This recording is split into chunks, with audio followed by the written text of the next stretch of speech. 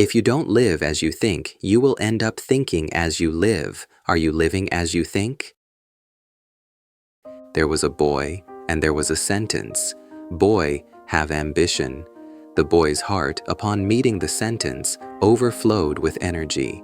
The boy said to people, "This moment is when I broke out of my shell." At this time, in a corner of the boy's mind, there was a desire. The desire to be seen as a quite cultured person who has read Demian. But in the face of the massive courage given by the sentence, there was no spotlight to shine on the small desire.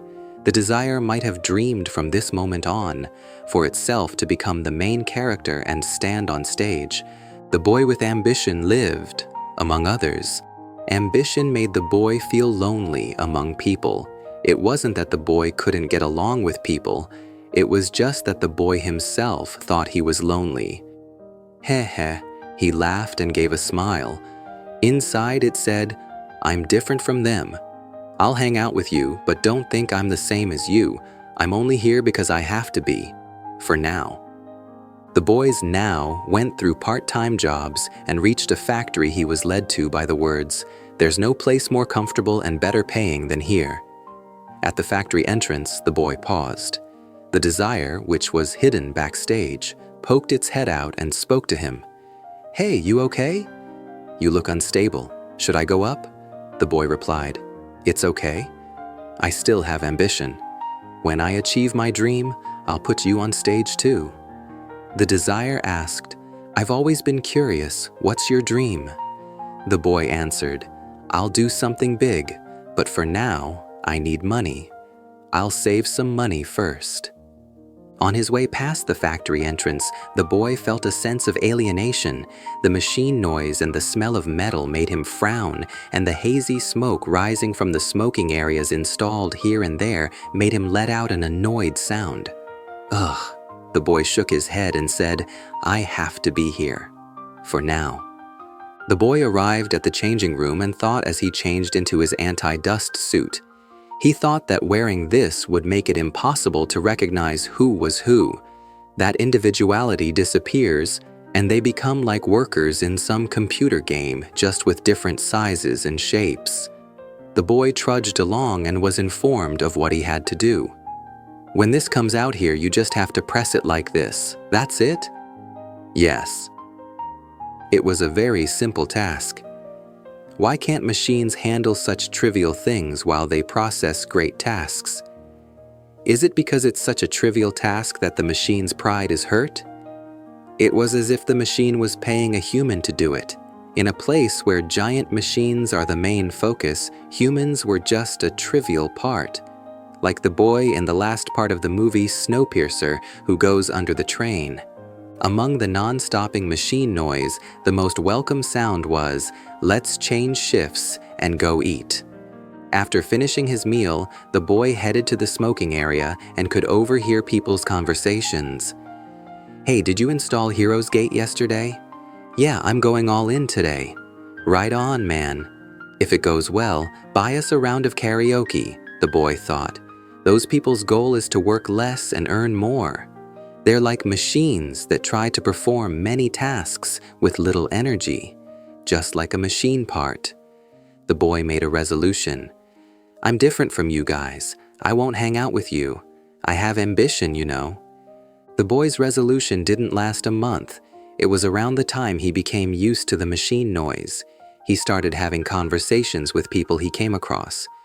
"You've got to do a good job so it's smoother for the next guy." "Oh, you work fast and well. This person seems to be good at their job."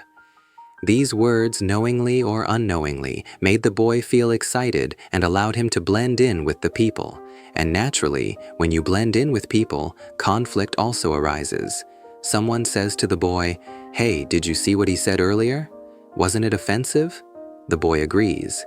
"Yeah, it's annoying." In this perfectly manual-based place, where there are only simple, repetitive tasks, the conflicts that arose were truly trivial.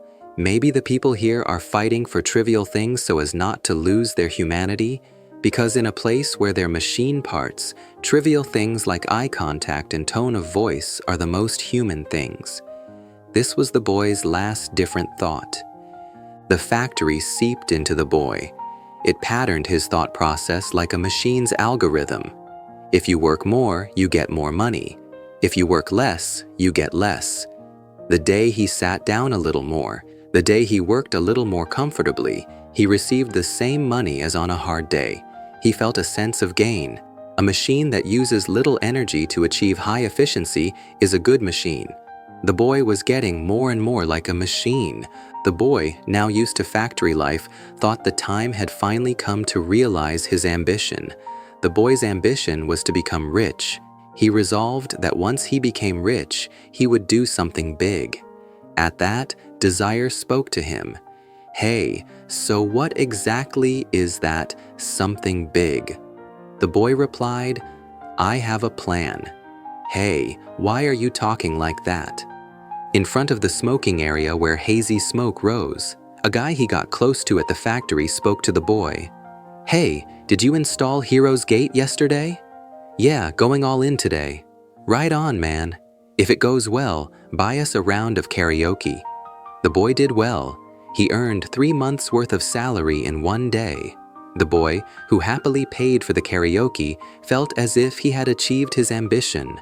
He went home, slept well, and went to work feeling tired. Toward the factory. Amidst the honest machine noise, a pleasant sound is heard. Let's go eat. Is the food eaten like this a meal, or is it feed? If you don't live as you think, you will end up thinking as you live. The boy thought and decided to live based on that, to have ambition. But the boy's thoughts succumbed to his environment. If the boy hadn't lost his thoughts, he might have gotten ideas for his ambition from the simple tasks at the factory. He could have explored manufacturing and distribution by thinking about what part his work took up in the overall process, how the overall process was structured, and how the objects made were sold. Or he could have observed the psychology of the people working there and thought about how it affected their work, thereby exploring management, as long as he didn't stop thinking.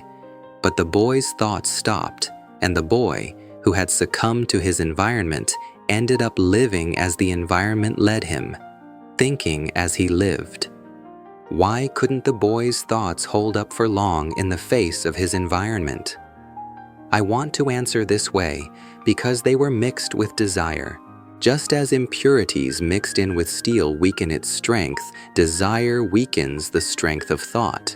He wanted to show off that he had read Demian, he wanted to be praised for his work, and he wanted to earn money to show off. He held a sense of superiority, thinking he was different from others, and within that was contempt. And all of this ultimately converges into a desire to make himself stand out. The essential property of standing out is relativity. That is, to make yourself stand out, you need someone to be overshadowed by you. To overshadow someone, to overshadow them even more, the mind becomes increasingly bloated, and a bloated mind is perfect for being eaten. It becomes a prey that the environment loves. I'm different from them. I'll hang out with you, but don't think I'm the same as you. I'm only here because I have to be, for now. Where has your now reached? If you don't live as you think, you will end up thinking as you live.